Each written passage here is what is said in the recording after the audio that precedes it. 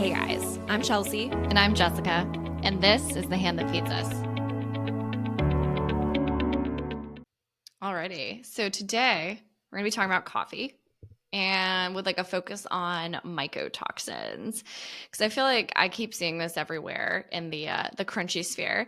You know, this like there's mold in your coffee and you need you need to get the mold-free coffee immediately, and I'm like, okay, is this like really a thing? So I wanted to look into it. So what is a mycotoxin? Mycotoxins are toxic substances produced by a fungus, mold being a type of fungus. And like the main one that you see being relevant for coffee is ochratoxin A or OTA. It's produced apparently by types of Aspergillus and Penicillium molds. But it can be in a lot of things. So it can be in your grains, wheat, rye, oat, barley, coffee, grapes. You can see contamination in wine. They've seen it in milk, pork products, like kind of like it can be in a whole slew of things essentially. Um, and then as far as like health risks and concerns with it, there's like a lot of different things people will associate it with. A lot of the stuff that was coming up was kidney toxicity, kidney cancer, because they've seen it in like rats and animals. There was some concern about, does it affect your liver? With like the different mycotoxins, but nothing conclusive. You know, they're like, it might be carcinogenic, neurotoxic, immunosuppressive, teratogenic, all these different things, but nothing conclusive. Um, and, you know, it's been linked to some like super random, like Balkan nephropathy, you know, like type kidney things. But I saw some studies saying we've seen a link, some being like, we don't actually see any kind of conclusive link. So what does it do? You know, that's still like there's a lot more evidence in animals for like like as with most things, for like the carcinogenic properties or like being toxic to your kidneys and things like that. Um, so, and then there's some different things with how the coffee is processed that can decrease the OTA, so or the ochratoxin A, and that's how it's processed initially. So you can do like wet processing or dry processing. Wet processing, my understanding is like they're pretty much immediately processed to like pull off the pulp and some of the other parts of the coffee bean. So that reduces the water that's available for the mold to develop, because I guess there's a lot of water in a coffee bean, and if you don't do that, it can already have like the conditions you need for that mold to occur. Whereas like dry processing, they're just going to spread the beans out in layers to dry, essentially like in the sun or using artificial means. But like they're not removing all of like the pulp and getting the water out, I guess. I don't know. But anyway, so wet processing seems to be linked less with that mold risk because of how they're processing it. So, you know, I thought this would be like a really easy topic. I'm going to be honest. When I picked it, I was like, I want to know, because everybody keeps saying to buy mold-free coffee, and I want to know if like that's like a racket or not. But like also I'm like, this should be like a pretty easy topic, right? Like straightforward, like not as complicated as some of the other ones I've done recently.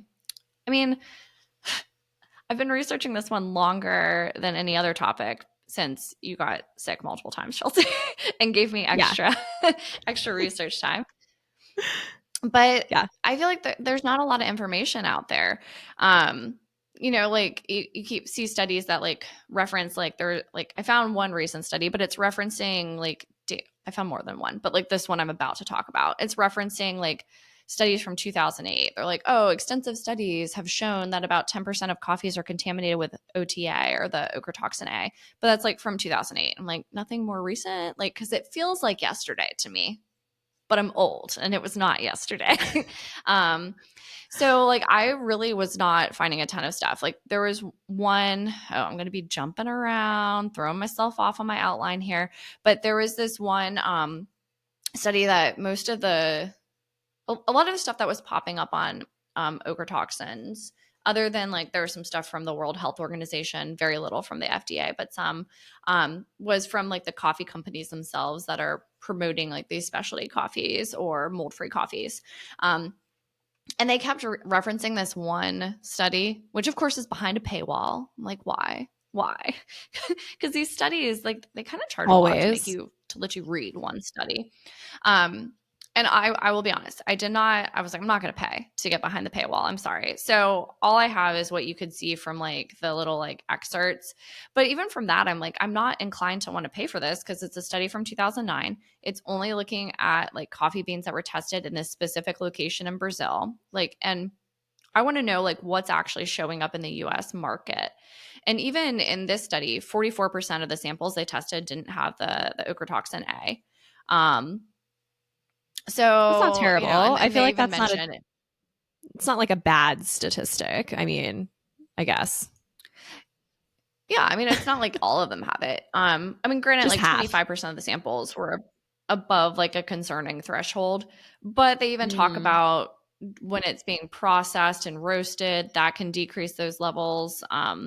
In this study, they were quoting a reduction of up to 90% could occur in the OTA levels.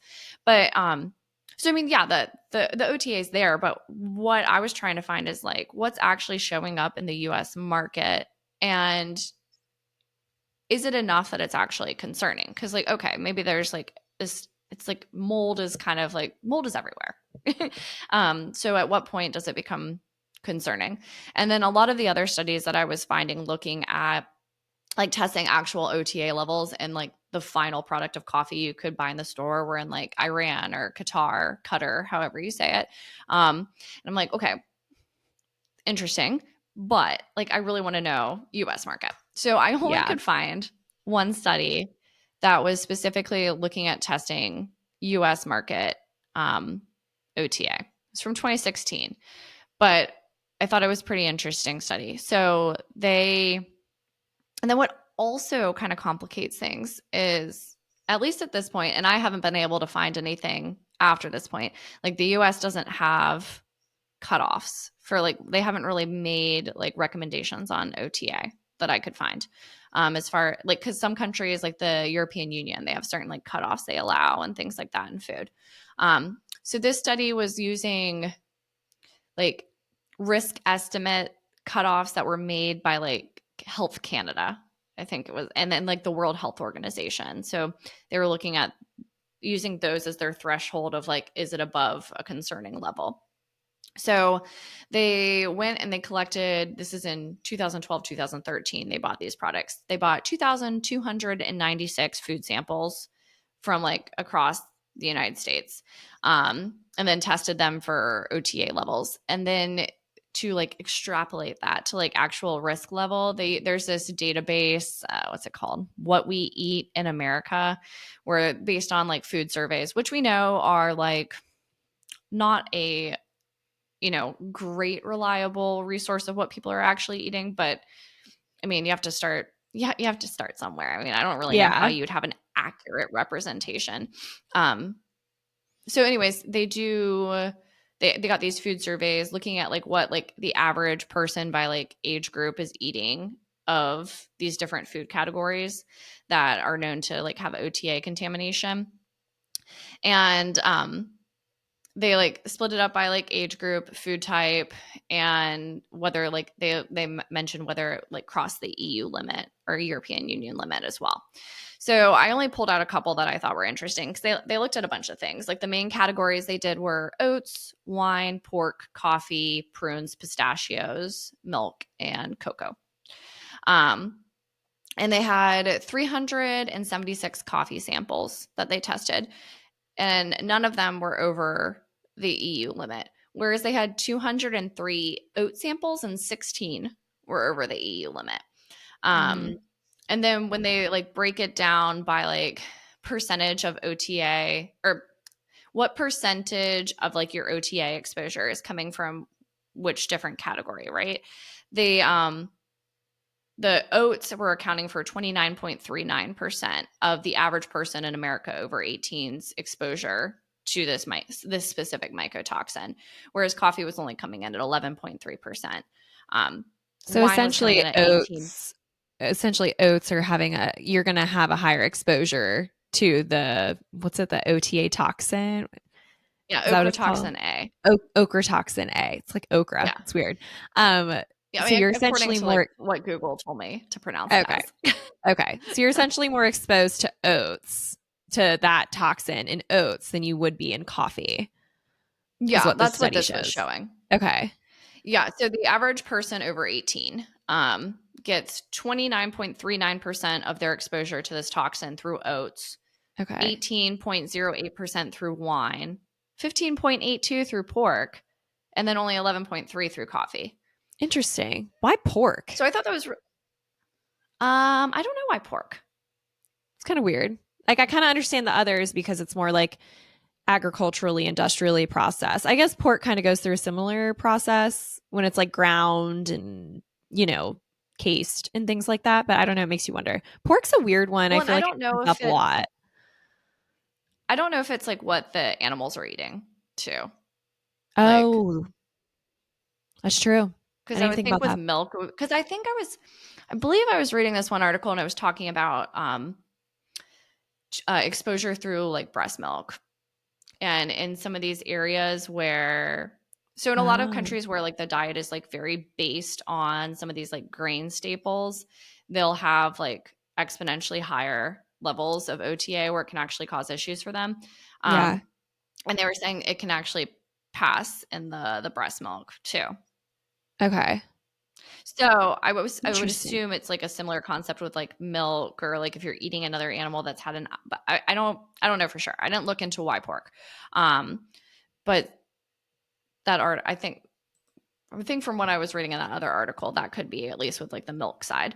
But I just thought this was really interesting because I'm like, there's so much talk and like push about like your coffee, it's giving you brain fog. It's like you're being loaded up with mold. And I'm like, okay. I mean, it's in there.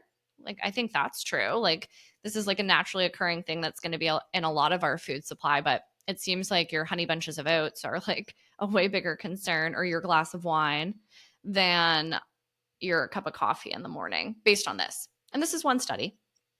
Yeah. So And I oats, thought that I was feel cool. like Or not cool, but interesting. in like the ultra processed world, I feel like oats are in a lot of things like cereals, grains, like anything that has like a bread to it, crackers, like I feel like it's really, really prominent versus coffee is like an isolated thing that unless you're using it in baking or for skincare, you're really just drinking it. You know, it's not, I don't know. So that's an interesting thought. Like you're gonna be exposed to it more in oats, and I feel like oats are more occurring in the typical standard American diet on like a day-to-day level. So that's Mhm. really interesting. And I've always wondered, I'm like, where did this whole coffee thing come from? You know, like everybody got so hyper fixated on coffee. I still see it all the time. And I wonder, I'm like, oh, and I've been trying to do better when I purchase coffee for us. Like, I'm like, okay, can I make it organic, fair trade, whatever? But I same thing. I was like, but where is this coming from? Like, it's hard to find information on this. So I'm really glad that even that one study alone, like, helps me understand it a little bit better. I feel like people like kind of grabbed it and ran with it when it's like it's not as bad as other Yeah. things.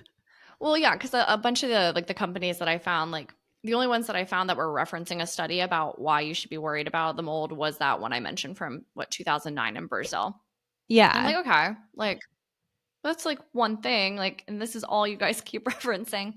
So it seems like it's a thing worth considering, but I think there's other things that are probably more concerning.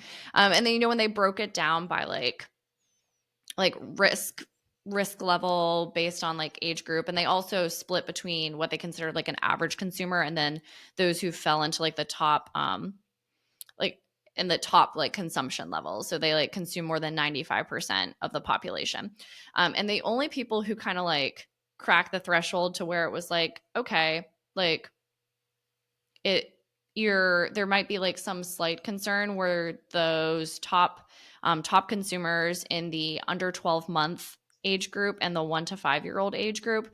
And they said a large portion of that's going to be, like the little cereals and stuff that you feed babies, but also it's going to be because of their body weight, because it's a like based on per kilogram of body weight, these like okay. exposure levels. Mm-hmm. So you're a much smaller person, then it's going to weigh heavier. And even then, they're like, no group, even those groups showed a likelihood of like a high lifetime risk of health outcomes from the OTA exposure. So I thought that was cool. The only like outlier value that they mentioned that they were like, okay, that's concerningly high, but it was like it was one pistachio sample that was like exponentially high levels of OTA. So they were like, but it was one. So you can't make any kind of like conclusion off of that.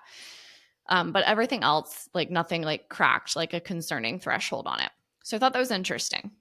Yeah. Um, and then like one other thing that I kept seeing like repeated over and over again on websites was it was like this exact sentence about like I'm not going to quote it exactly, but they all worded it almost exactly the same. They're like coffee is one of the most heavily sprayed agricultural products as far as pesticides.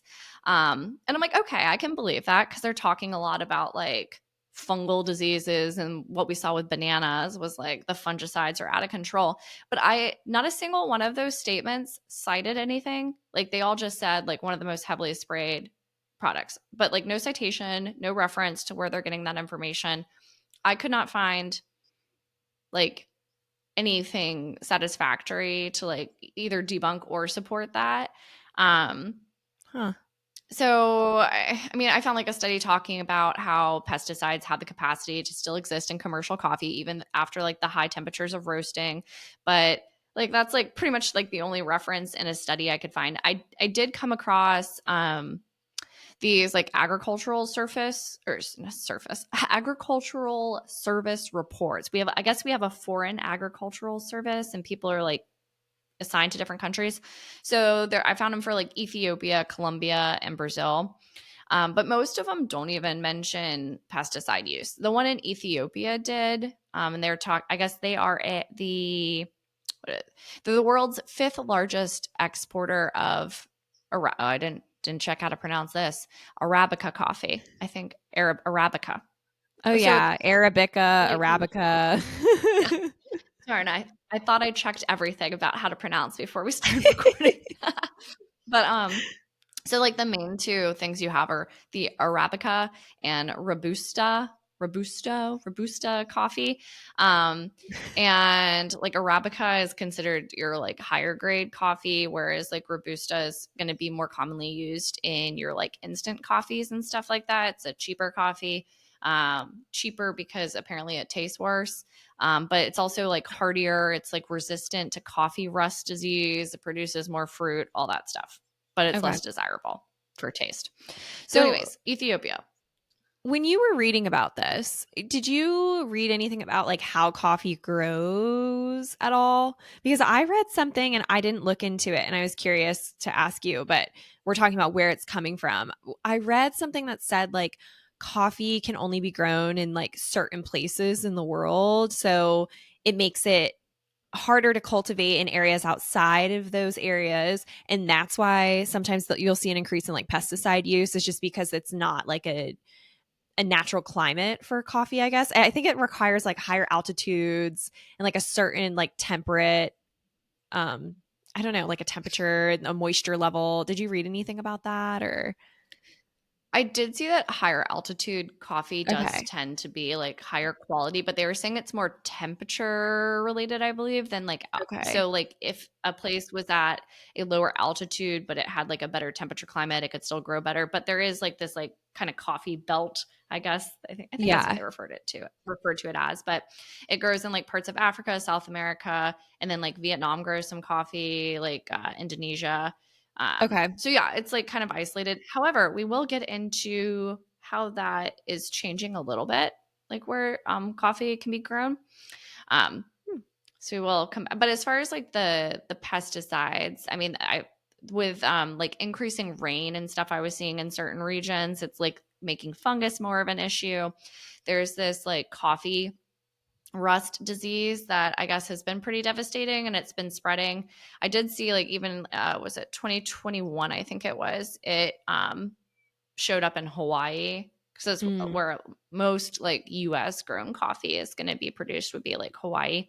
And they like approve this like emergency approval of some fungicide to be sprayed that was already used on other things like soybeans and stuff, but they approved it for coffee because they didn't want it to like wipe out all the plants. So I did find some reference to fungicides being used, but I don't like the bananas. I feel like it was a lot easier to come across like what are they spraying, how often. But from what I was finding with coffee is a lot of it is like small impoverished farmers growing small amounts, and then it's all getting like aggregated into bigger shipments essentially. So it seems like it's a little bit harder to track. Yeah, um kind of like when like we so the were doing Ethiopia. the oh, I was gonna say kind of like when we were doing the milk episode and we were learning like how like milk was coming in from all those different places into like one big pot. It's kind of like that, I guess. Yeah. Okay. Yeah, so there's so like with Ethiopia, for example, they're the world's fifth largest exporter of the Arabica coffee or whatever. Um, and so they were talking about in this Foreign Agricultural Service report that most like Ethiopian coffee growers would consider themselves to be organic because they're using traditional methods by like default. They like can't afford any pesticides, and most of them are small scale farmers apparently. But because it's cost prohibitive to get organic certification, like almost none of them are going to have the organic cert. But they also mentioned like, however, big commercial farms are using pesticides. So like, I feel like unless you're getting some sort of single origin coffee where you know where it's coming from, like, okay, most of them aren't, but how do you know you're getting from that small scale farmer? And is that small scale farmer producing enough that that's like all that's in that bag? So with that one, they talked about how like despite all the funguses and whatnot available, they're not using like fungicides and inputs because they can't afford it for the most part. Colombia, they didn't even like talk about it. And same with Brazil, like which is the number one country that we import coffee from. No mention of like agricultural chemical usage in that report. So I don't know.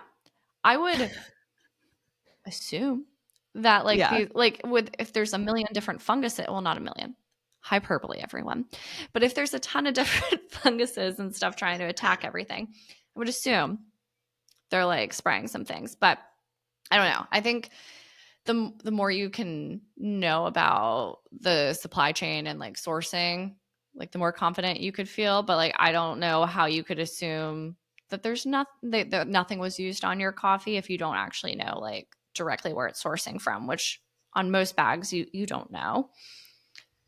Because even if it's Yeah. like 100% Ethiopian coffee, like, okay, is it Yeah. 100% small scale Ethiopian farmer coffee or is it like a huge plantation? I don't know. Yeah. Well, and I was going to say too, like you mentioned organic, like how a lot of the smaller farmers, like they are using traditional methods, which essentially is organic farming because they can't afford the cost of the, pesticides and the other things. But then they also can't afford the organic label. And I was thinking about this the other day. So it's funny you bring that up. The fact that we pay for transparency in labeling is an interesting thought to me. Like the fact that people who are organic farming can't afford the label that certifies them as organic. So nobody knows they're organic. So they're not being supported by the organic market kind of blows my mind a little bit. Why is that a thing? Like who's in charge of, like, I'm all for organic. I think that's great. I love it. But who's in charge of that certification? What are they charging? First off, like how much is this going to cost somebody? Like hundreds of dollars, thousands of dollars do they have to pay every year? Like, and then like why are you charging so much? I guess it's because somebody has to come out there and like make sure it's organic. I understand that. But like why is it so hard for people to afford that? Like shouldn't transparency and labeling just be like a universal thing? Like the USDA and the FDA are using all this money to pay for certain things. I'm like, I feel like that's what it should go towards. Like you shouldn't be paying for an organic label. It should be certified organic just because it's certified organic. I don't know. That was a weird thought I had the other day. And now it's coming up in coffee. Yeah, well, So and when you look into it, there's so many different certifying bodies because we came across this with the honey episode where like there's a ton of different like organizations essentially that are certified to certify your organic food, including international ones. And then like with like the honey, for example, even though there aren't actually set USDA organic honey standards, some are more willing to be like, well, but we can just follow these organic standards and we'll still certify you, whereas others will right. not. Um, and then, oh God, I'm trying to, I feel like I was reading something about how much it costs. And I want to say it was dependent on like the size of the company or the organization, how much they charge, but um, Hmm. apparently it can be quite cost prohibitive. I don't know how much it costs. Um, so Yeah. yeah, I think that's how frustrating must it be to be like, I'm like, can't even afford these chemicals that everybody thinks I'm spraying on everything, but I Yeah. can't afford to prove that I'm not using them. So you're going to pay me less for my product than you would if I had this label. Like, but because everybody else is out here doing this willy nilly, like just because I'm doing it like the right way, at least in my opinion, I'm going to be Yeah. like penalized because I can't afford to prove I'm doing it the right way. Yeah. So frustrating. And then there's people out there who are, you know, using that label in like a negative sense where they're putting it on everything and they're like, oh, organic, blah, blah, blah, blah, but it's not certified organic. And they're just using that word to draw on the audience. So they're just throwing it on there, but it's not actually organic. Like, they're using that to kind of target that Mm-hmm. population.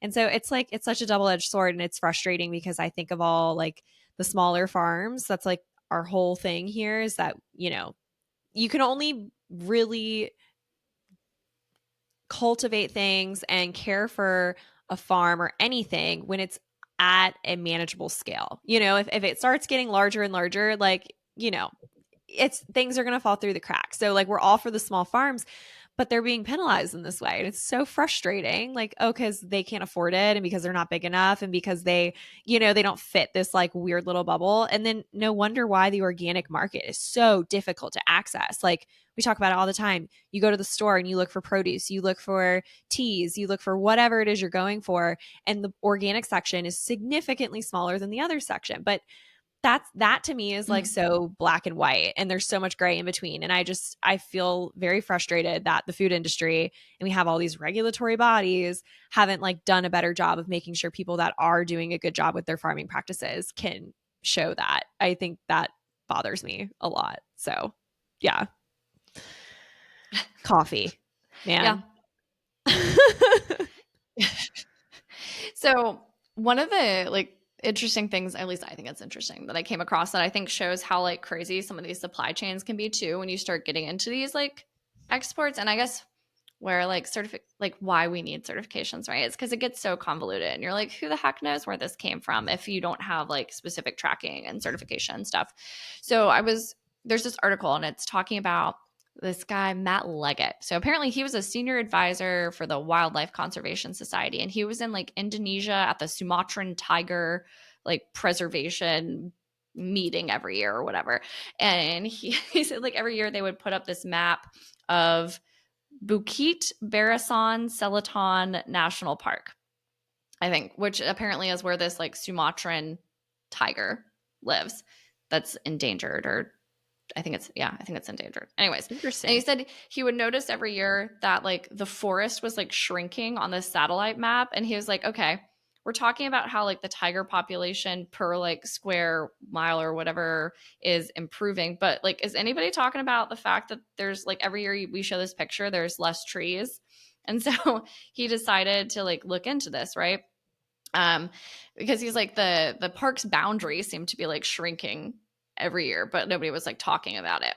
Huh. um so like not like the actual like designated boundary, but like when you would look at it on Right. like a satellite map, Like the like green it was like space. shrinking in tree coverage. Yeah. Yeah. So he like they went out and like started surveying and they found that there were all these like coffee farmers within the boundaries of the park. um so apparently there's all these like small coffee farms that are anywhere from like, like some of them smaller than like 2.5 acres and just kind of like little plots like that have been cleared out of the national park where they're growing coffee illegally.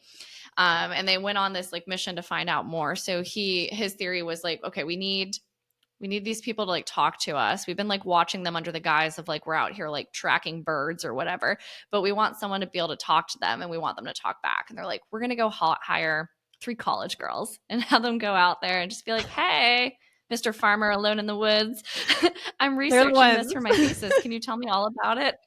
And it worked really well, Of course. multiple times for different. Yeah.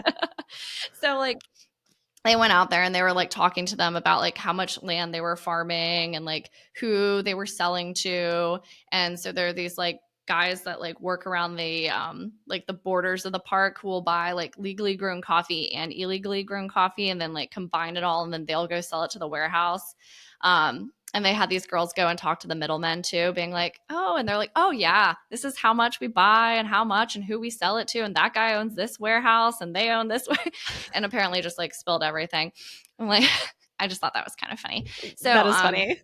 anyways, so they compile all this like data, and they found that like Nestle and then some companies I hadn't heard of, Olam International and Louis Dreyfus Company, um, were plus like dozens of other exporters were most likely purchasing coffee that had illegally grown in the national park based on like tracking everything and where it was going. But like since they were like only growing a couple acres, right? And then they're selling it to this dude on his like motorbike who comes into the park, right? And he was also buying from legal farmers outside the park. And then he's putting all of that in one big like vat of coffee. And then he's selling to the warehouse. And then the warehouse is selling to like, so it all gets like mixed in. So I think that's kind of an interesting, I don't know, thing to consider, that like unless you are working with a company where they're like, okay, like some of the like specialty coffees I've been looking at, they're like, okay, it is grown from this specific family farm at this place, single origin. Every single bean in this bag came from this one spot. So when you're getting into some of these like cheaper um coffees, like it's like who knows where it came from. It could have been killing the Sumatran tiger because they're carving out a national park essentially to grow Right. coffee and then selling it illegally. Oh my So gosh. I just thought that was really wild. And they have estimates that anywhere between 20,000 and 130,000 people are farming illegally within this one specific national park in Indonesia. So I Dang. thought that was pretty wild. So all this to be like kind of coming to like, okay, what do we do? What kind of coffee do we buy? And so I was looking into, I need to stop like scratching my face. I forget we're recording and everybody's going to like be able to see me just like scratching my eyeballs. Anyways, It's fine. I was, Whatever. oh, so I started, before we go to like what I'm going to buy, I guess there's some more things to consider. So there's some like additional certifications, which yes, cost money and time, etc. But Always. there's a biodynamic coffee certification, which is actually really cool. It's like a tiny, tiny fraction of coffees that are going to have this certification. I could not find a single one in a store near me, like even like the organic like health food stores, but they do exist and you can buy them online.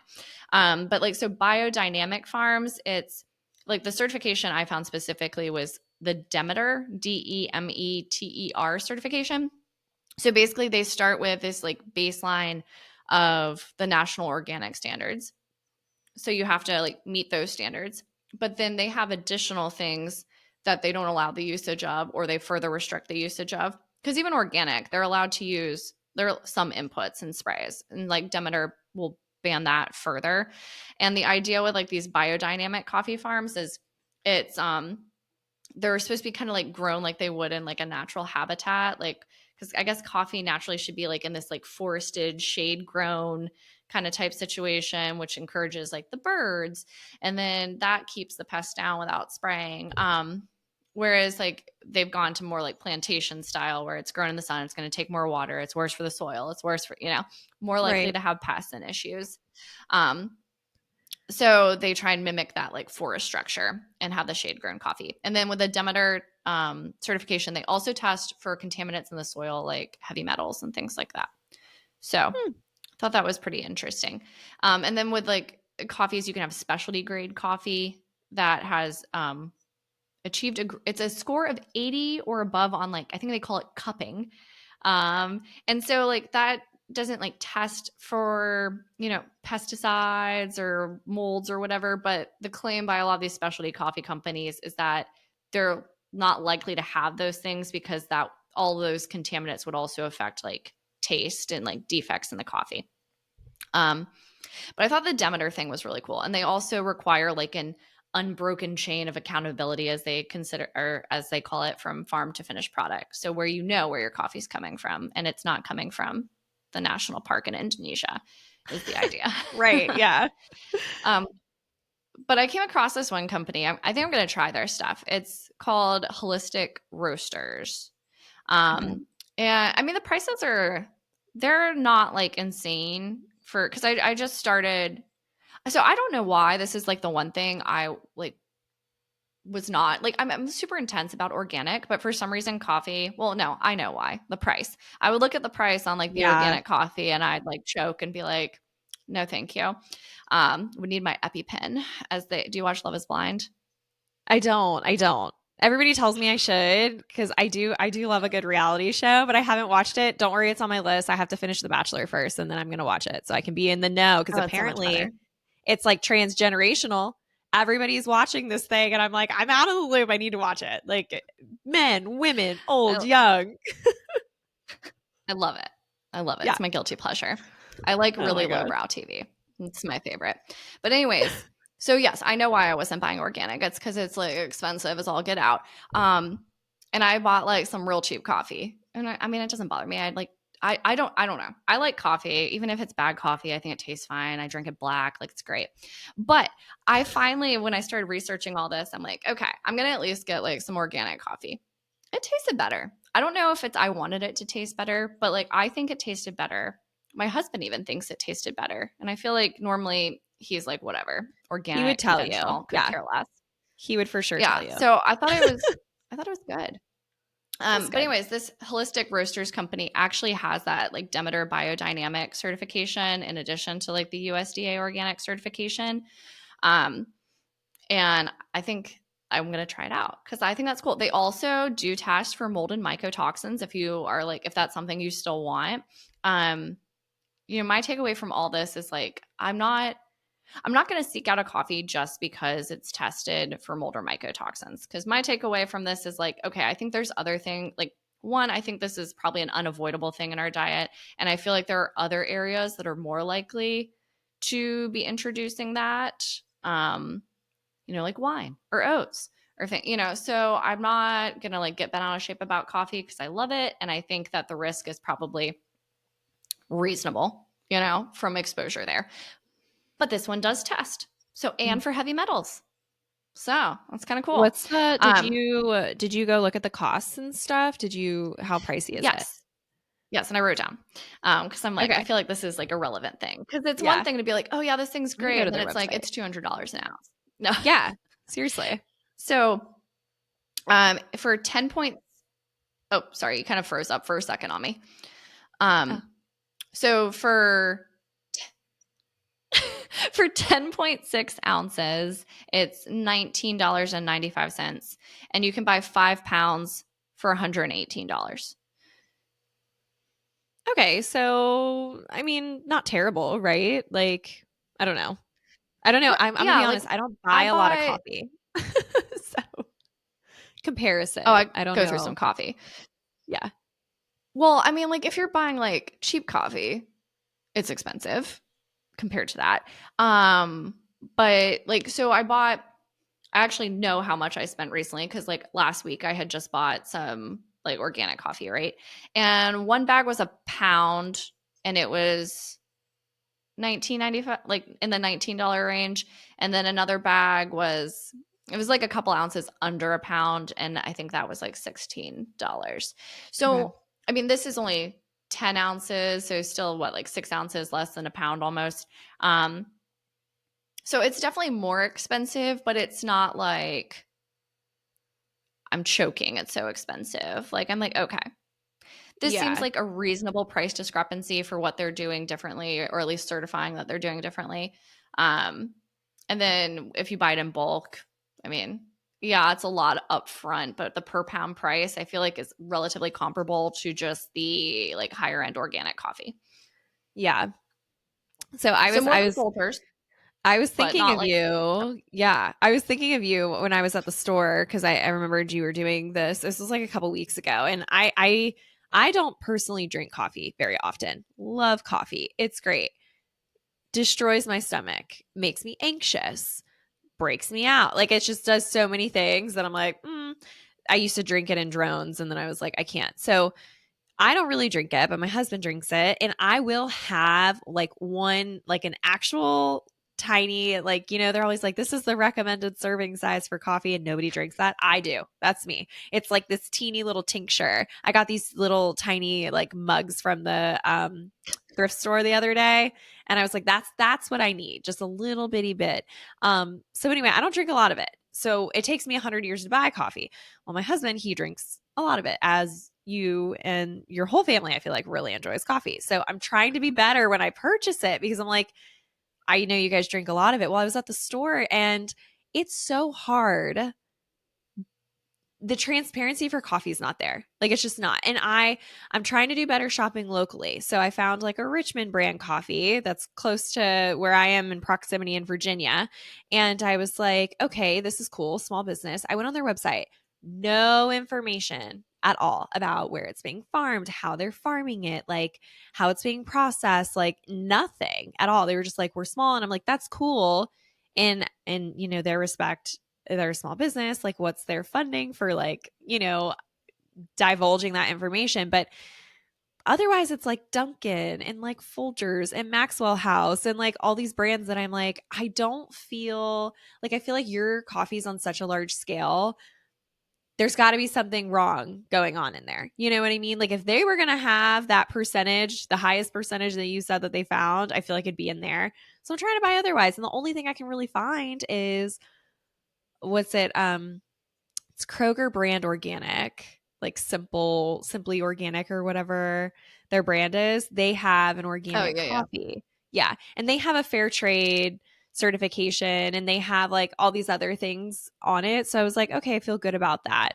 Um, but I don't know. Like, I don't know anything about Mhm. coffee. And like when you go to the store, it's hard. And it was a little bit pricier. I think it was $1 more for the size than like a regular coffee, like a generic coffee. So I thought the dollar was worth spending because that's several weeks of coffee, that you get. But I don't know, I just feel like it's hard. And I went to the website of this place you're talking about and it looks great. I'm like, this is cool, super transparent. They talk about everything that they Mhm. do, biodynamic dot coffee, which I think is super cute. Um, but at the same time, like, I'm Well, like, okay, and is this too expensive for people? I don't know. I guess it depends on how much you drink, but I mean, yeah, it's like with most of these things, it is definitely going to be more expensive. I just like compared to some of the other things, and I'll talk about some of the other options. This one, I was like, okay, this is like I would spend that. There's yeah. some times where I'm like, absolutely not. Um, and like they have like the stuff I bought the other day, like one, I mean, I don't know if it would be everywhere. It was called, well, this is going to give us an explicit label if I say the name of it. Smart, other word for donkey. Smart ASS coffee. I don't want to have to mark that we had cursing in our We're episode. not So, explicit, guys. We're not. Okay.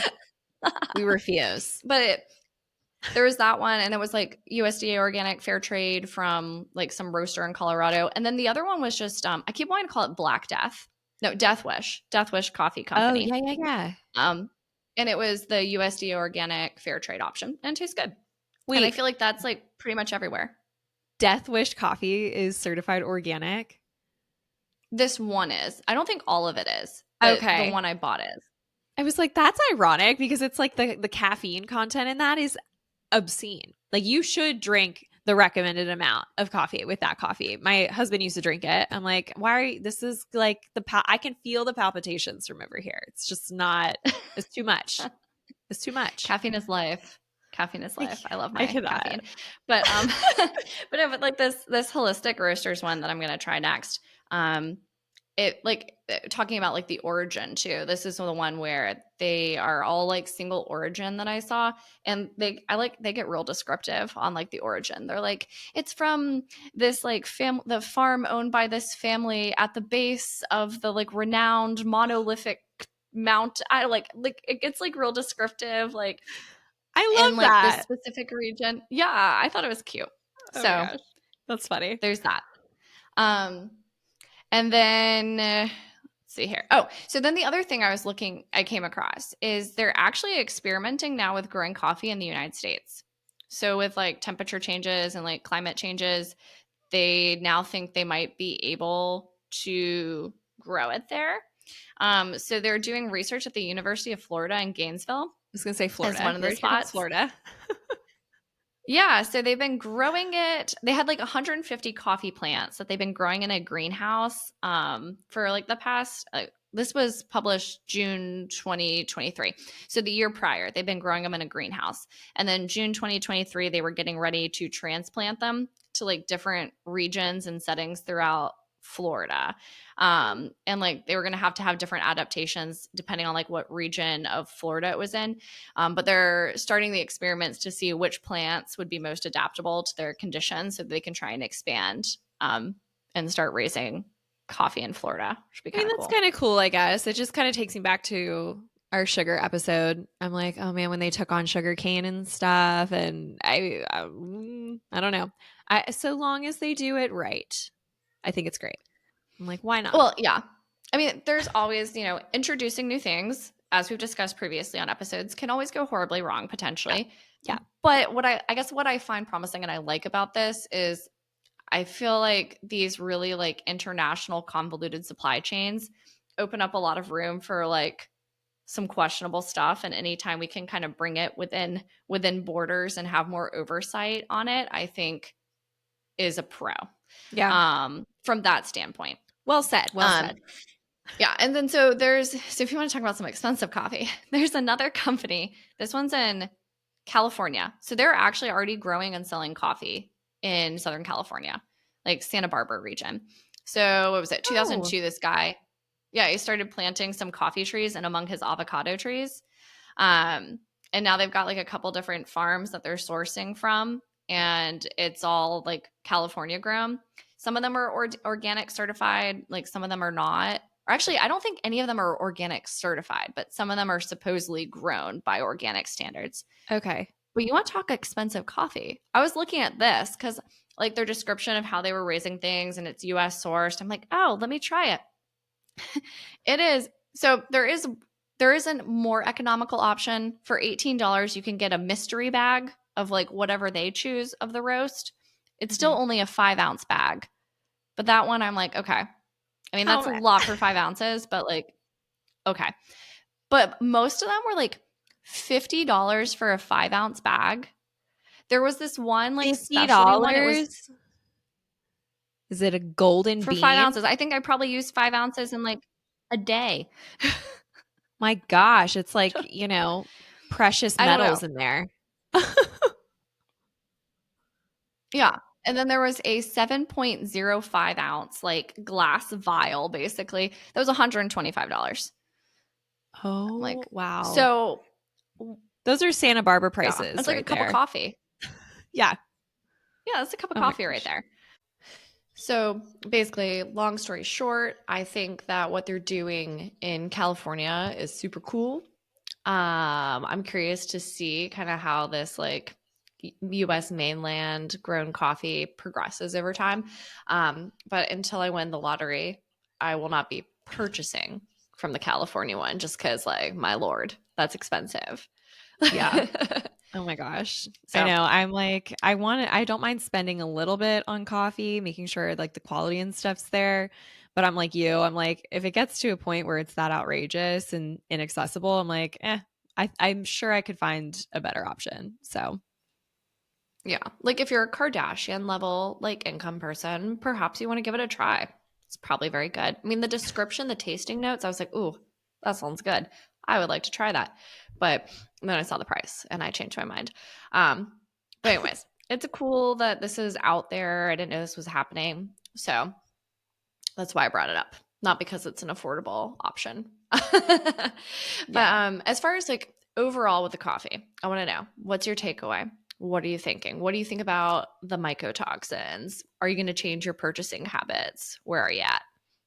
I feel like I'm still trying to understand why this took off in the way that it did, because after talking about it, I'm like, okay, like it doesn't surprise me that like everything else that we purchase and eat and drink, there's something that's wrong with it, just because I mean, that's kind of where the point that we've gotten to, in our Mhm. society. Like everything's processed or manipulated, or oh, bless you. Oh God, I normally sneeze like 52 times. I'm glad that this is happening the first time we have like a camera involved in our I was episode. gonna say, So we'll we'll see how see. it We'll goes. see if another one comes. Okay. Um, but yeah, like I'm just interested in understanding why it became such a craze, I guess. Like, I mean, it's everywhere Yeah, on like why Instagram. Everybody's coffee? like, yeah, like why coffee? I don't know if it's because coffee is like such a like beloved thing that people like really are gung ho for. Like, don't touch coffee. Like, that's the one thing that people are like, but then everybody was like, oh, mold and toxins. And so I don't know, but I think after everything you said, like it doesn't surprise me. It doesn't surprise me that there's some sort of something that could be wrong with the coffee. With that said, I feel like I have a lot more perspective on shopping small and then like also looking at organic labels, like that small shop in Richmond that I was thinking of purchasing from. Like they didn't have anything on their website, so I just like discounted them and bought something different.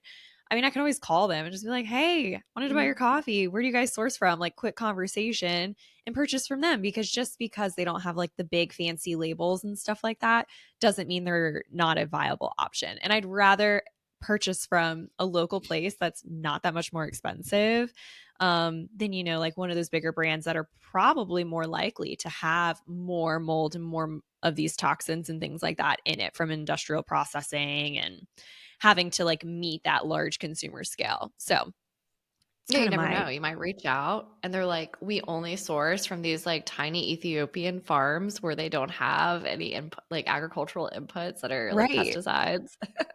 Yes, Yeah. seriously, that's so true. So I would love to do that. Next time I go to the store, I was like, I made a note on my grocery list to like look at the brand and like make a quick phone call just to see. You know, because I we don't need coffee right now, but when we do, I'd like to know what to buy. So yeah. Yeah, I've been like, I never used to be like a reach out to brands kind of person, but like lately I'm all like, excuse me, I have a question. And I found that like on the like instant chats or emails, like they all seem to get back really quickly. Like it's kind Yeah. of fun to be able to get your questions answered. Um, but yeah, I mean, my takeaway is like I'm not freaking out about the mold. Like it's probably there, but like I'm not gonna freak out about like food in general and mold in general. And like this is just something that's like naturally occurring. Although it is more likely to occur if things are not processed and handled correctly through. But I feel like with some of these companies where like their focus is on like peak taste and specialty coffee and like we're like tracking the whole process, like that it's more likely that they're processing it in a way that it's not going to be contaminated because that would affect their like cupping score and stuff too. Um, That's true. Yeah. so so I don't know. Like I'm not going to select my coffee based on the testing. If they did the testing, I mean, cool, great cuz like I mean, I'd rather not be drinking it, but I just don't think it's the issue that it's being played out to be. Just from what I've seen. Maybe there's something I'm Yeah. missing. Please tell me if there is. Um but I'm not like too freaked out about that. And then as far as like the pesticides, like I wish I could have found more conclusive evidence and not just this statement over and over again that they're sprayed heavily. Um, but since I'm already searching out like organic in general for my food, I'm like, okay, I'm going to stick with that with coffee because it makes sense to me that a lot of these bigger companies would be spraying like fungicides, things like that.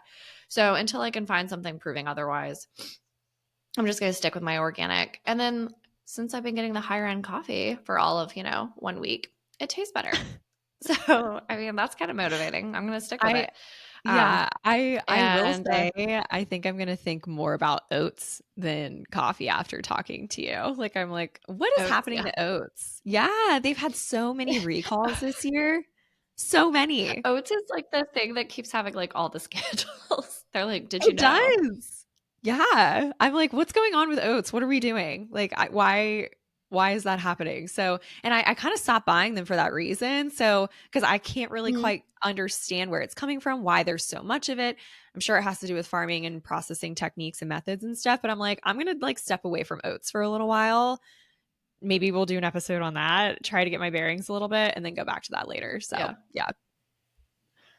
Yeah. I mean, in your wine, I mean, that's where like I've like cut well, I'm not cutting out pork because I love pork. I know that one was high ranking, but Hmm. I've cut out like all alcohol because the more we researched it, I'm like, like this isn't doing anything positive for me. And I was like, I feel a little hypocritical being like, I'm still gonna buy like wine, even though like I'm like, I don't think it's great for you. But I'm like being super intense about all these other foods. Like, and I think you have to pick and choose what you keep, right? Like, I'm definitely keeping sugar. Sugar's not great for me. So like no judgment to anybody keeping their wine. But I'm like looking at the list and I'm like, oh, I already cut that out. I haven't been eating oats. Like Yeah, all I've got is coffee. So I'm just gonna go hard on my coffee still and it'll be fine, I think. But anyways, that's all I have on coffee. Do we want to transition into the curiosity quarter? I would love to. Do you want to do you Um, want to start us off or I was gonna say I'm currently sending exclamation marks to my husband to tell him to stop washing dishes in the sink because I can oh, I hear can't him. hear him, but like, my Okay. God, what is he doing? I mean, listen, These he's I washing dishes. So can I be that mad? Like, you are cleaning the stop being so kitchen. good at yeah, stop being I so good at know. being tidy.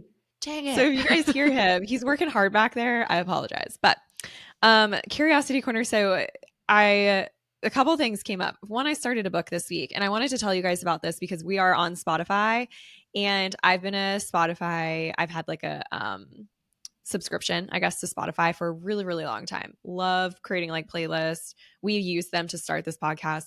Well, I went to dinner with a girlfriend the other day, and she was like, "Hey, I found this audiobook I really like. You should listen to it." And I was like, "Oh, like it's just hard because a lot of audiobooks, like I already pay for a subscription for an audiobook service, and then you have to pay even more for the audiobook." And I was like, "So I haven't been reading a lot of audiobooks." And she was like, "Well, do you have Spotify?" And I was like, "Yeah." And she was like, "Well, they just put a bunch of audiobooks on there." And I was like, "What? How did I miss this?" So tons of audiobooks on Spotify if you're a premium user. And actually, one is a book that I just started reading. I think I've brought it up once before on here. I can't remember. But it's called Metabolical.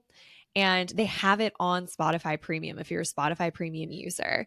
Um, and let me see, I have the author's name here for you guys too, but it's by a doctor named Robert Lustig. And it's another controversial book, about like food and the industry and like health and wellness. And I mean, like his first chapter opens up and he's like, "You're eating poison." I was like, Is that literally the first sentence? it's not the first sentence, but it's in like the first paragraph. And he's like, "Yeah, it's just like I a big mean old plate of poison." I I mean, was he's like, not wrong with a lot of the stuff people are eating. no. I mean, he's coming in hot in this book. So I really like the candid nature of it. I love like a good like I'm going to tell you what I think. Some things that he said, I think he's definitely really trying to speak strongly from one perspective, which is that we're eating poison, like what's happened to our industry and like why is all of our food making everyone sick. Some things are a little intense when he says them and I'm like, well, like I think for the most part most of us are trying to do our best. But then I keep listening and I'm like, man, he's got like a lot of data, a lot of really good points and information. I'm 4 chapters in, flying through it because it's an audiobook. While I'm still trying to finish Song of the South, which is a such a large book. But it's not an audiobook. So I'm I like every feel like time I go ahead. that book is so dense. How would I would never like trying to audiobooks in general, like I don't know. I need to like read it or I find my mind like going everywhere. But Same. like unless it's just fiction. So I can't imagine listening to like Song of the Cell because I'd be like, I need to reread that sentence. And I having to know. like rewind is just like a pain. But I know, anyways. yeah. So I like I'm getting a little behind on Song of the Cell because I don't have a ton of hands-on time to read. And at night is when I'm reading it and I'm like passed out after a page. I'm like, "Oh my gosh, I need one page at a time. It's going to take me like 3 years. It's so thick." But anyway, I started Metabolical because it's an audiobook that you can listen to. So if you're a Spotify premium user or if you listen on like anything else like Apple Music, check and see what audiobooks they have because I think that's just really awesome if you're doing a lot of hands-on stuff in the garden or the kitchen to have that choice. Because I love listening to, I'm like you, I do wander, like my brain does wander. But like certain books I think I could follow better while I'm getting stuff done or driving in the car or something. So Oh and then yeah, like I didn't like audiobooks at all for a long time, but I've gotten to where like when I'm like cooking or doing dishes, I like them, but only yeah, fiction. I have tried like nonfiction. I can't do a nonfiction audiobook. that's funny. Yeah. I'm trying to like honestly, like I don't read a lot of fiction. Like very rarely do I read fiction, but I do enjoy it. And I'm trying to find like the authors that I like and stuff. So that's why I always bring up Danielle Steele because I think it's hilarious that I just like rediscovered her. I'm like, I love this. This is like the best fiction, and I can like fly through her book. Um, but the only other thing I wanted to talk about for my curiosity corner was just the news has been crazy lately with school lunches. And we've talked about this so much on this podcast. And I really wanted to bring it up because I grew up on school lunches. I loved them. Delicious fried green beans, those little ice cream things on the stick with the crunchy pink stuff on the outside, whatever, the strawberry shortcake things. Like, loved it. It's getting really bad. Like, and it wasn't great then, early 2000s. They had contracts with Pizza Hut and Domino's, whatever. But I feel like at this point, like you mentioned, like Lunchables are being approved. I mean, Yeah, they it's just are. like what's the standard that we're going by here? It's really bad. So anyway, I read an article that's talking about California. They're always the first ones to go in head first. Is looking at like essentially banning like a ton of things from school lunches and really cleaning up the cafeteria. So I want to follow that a little bit more. I might do a reel on it or something, or talk more about it in the future. But they basically say like they're going to start coming after like school lunch programs and like what kind of ingredients they're using, where they're sourcing them from. And the argument in the article, on the other hand, was like, well, it also needs to be affordable because a lot of people rely on these meals and da da da da. But they're on the other hand, they're like, yeah, but we could do a lot better than like Lunchables. Like, come on, there's a lot of other options out there. So, really interesting. I don't know. School lunches, man, such a sad thing. Used to be delicious, still wasn't good. It's getting even worse. I hope that they come for them because after doing all of these episodes, I'm like, what are we doing to school lunches? I mean, it's just like the dumping ground for, everything toxic. It's really sad. I don't know if they were ever delicious. Seems like some Oh, rose-colored so glasses delicious. there. So Yeah, delicious, oh god. Jessica. Oh.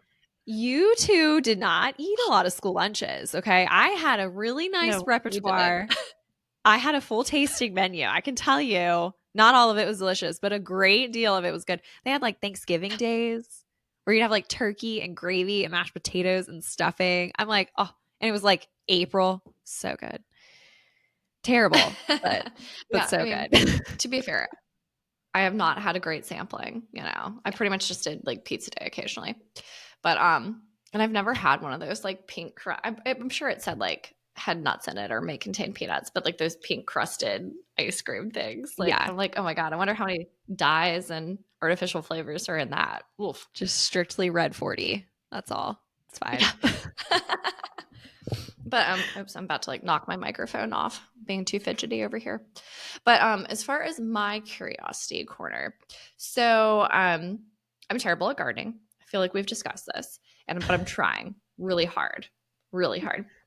But like, and some of my plants are actually like doing okay. Like my citrus trees, like they have a lot of new growth. I'm like feeling myself about those because I'm like, hey, I go out and just like stare at the new buds every day, and like I'm bringing life.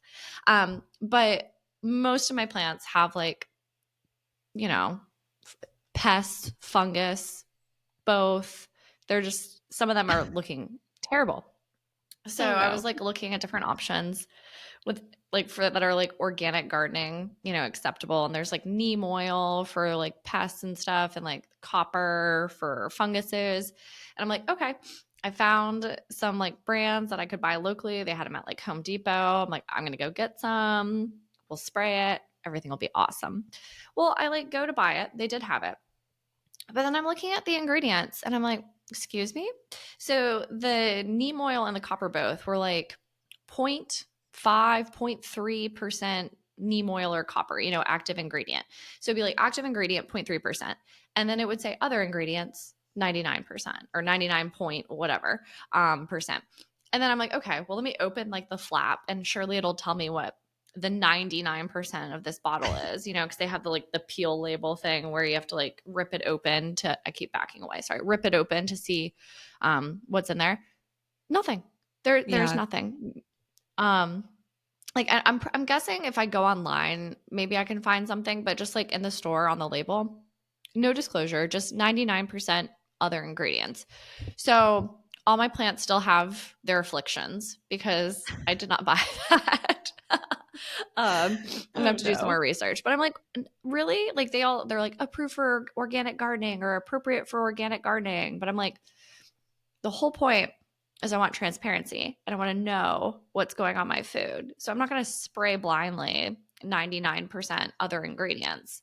Yeah. Um, but Well, that you was my big moment. definitely you brought that to my attention and I was like, I only use neem oil really for my indoor plants. I've been able to like salvage my outdoor plants somehow without using it. I think the first year I did gardening, I used neem oil. I can't remember. But anyway, I you brought that up and I was like, "Oh no, I need to go check my neem oil." Cuz I didn't that was like way before I even started like really looking at a label and I'm like, "Who knows what's on that?" It's probably old now anyway, so I should just toss it. But I was like, who knows what's in there? It's probably gnarly. I even have like all these like fertilizers and stuff that I'm like, I have to go through all of those because I'm sure they're just like gnarly, filled with garbage. So thank you for bringing that to my attention. Did you look yet? I haven't looked yet. I need to look. Oh, okay. I'm gonna have to look online because like I was trying to look these like bug pellets that I've always used, which I know hypocritical, whatever. I don't want cockroaches. Put them outside the house. But I like did go find like more details on that because I was trying to find like what the active ingredient was. I was looking at some pesticide that's linked to horrible things, and I was like, oh, is that in this? And while it was not what was in that, I found like the active ingredient was like 90, or not the active ingredient. The 99% of the bag or something was crushed peanut hulls. And I'm like, how is like, I would like dip in my peanut allergic hand into this bag of peanut hulls. Like nothing bad's happened. Like, okay, great. But like, I'm like, Oh my how is that gosh. not on the bag? That's like the Yeah. number one allergen. And like, but they're like, we're not going to even mention on here that like most of this bag is peanut hulls. Dude, listen, like I just had like an epiphany while we're talking about this. We talk a lot about like what's going in our food and like in our environment and all these things. Gardening's like a whole nother beast. Like that's Mm-hmm. like when you're trying to like seek this out on your own and like do good for yourself and like plant your own things and stuff, like the stuff that they're putting in the things you have to buy in order to do that is a whole nother thing that I'm like still not totally sure how to manage. Like I'm getting better buying local compost, composting on my own, like topsoils free of like, synthetic fertilizers and stuff, like staying away from Miracle Grow. That's fine. But there's still so much that you really just don't realize. Even if you shop like organic and you're like, oh, this is like natural it's like some most of the time it's not. It's kind of scary. Mm-hmm.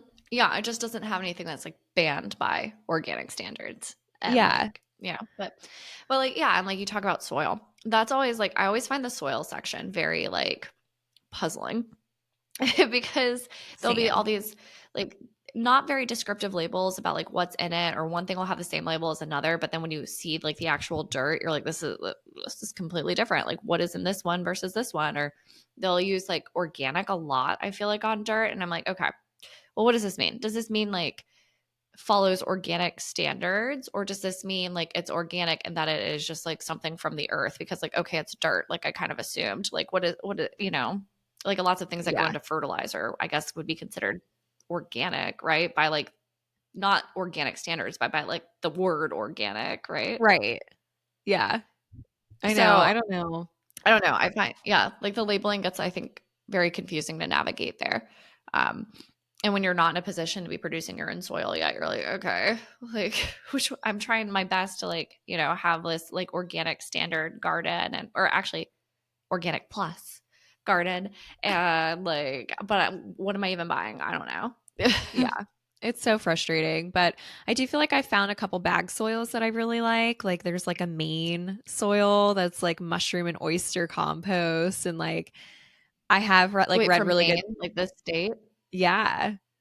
I can't remember what it's called. I think it's like Maine Growers or something, but that's what we've been using. We actually bought it because it's organic and it's from Maine. Um, let's see. Coast of Maine. Yeah. We like to buy the Coast of Maine organic and natural growers mix. And they have a bunch of different ones. Like they have Ooh. potting soil, raised bed mix, and then growers mix. But yeah, it's called Coast of Maine. That's what we've been using. And I just really liked the transparency on their label. And then I went to their website and they like talk a lot about like how they compost their ingredients and like, and it's pretty accessible. And I don't think it's too much more expensive than the regular soil either. Like they have it at I think Home Depot or Lowe's, so most people are around like one of those more commercial hardware stores. But even like our local nursery, we were there and they had Coast of Maine, so I thought that was really cool. But even still, it's hard, I mean, everybody's got their stuff, everybody's like working through the system too, so you never really know until so just trying to always remain hesitant, I guess, when I'm buying something for the garden. So Yeah. So that's my thing this week, just causing a scene at Home Depot. Poor man trying to buy bug killer next to me. It's like, why do I have to listen to this crazy lady talking about lack of disclosure on labels? I love it. But we've talked on here before about the bug spray, okay? Like it's just I'm trying to be better about it too, but it's just like it's really hard. It's really hard. I'm not spraying for weeds this spring. So let's take that. I am, but it's going to be vinegar and dish soap and like Epsom salt and water. So it's going to be like non-toxic. I'm like, okay, cool. I got rid of the Roundup. The bug spray, I'm still trying to find the replacement for, like, I'm having a hard time. I'm having a hard time. So if you know Well, I anything, mean, you don't want roaches, man. Ooh. not the I can't have roaches. centipedes.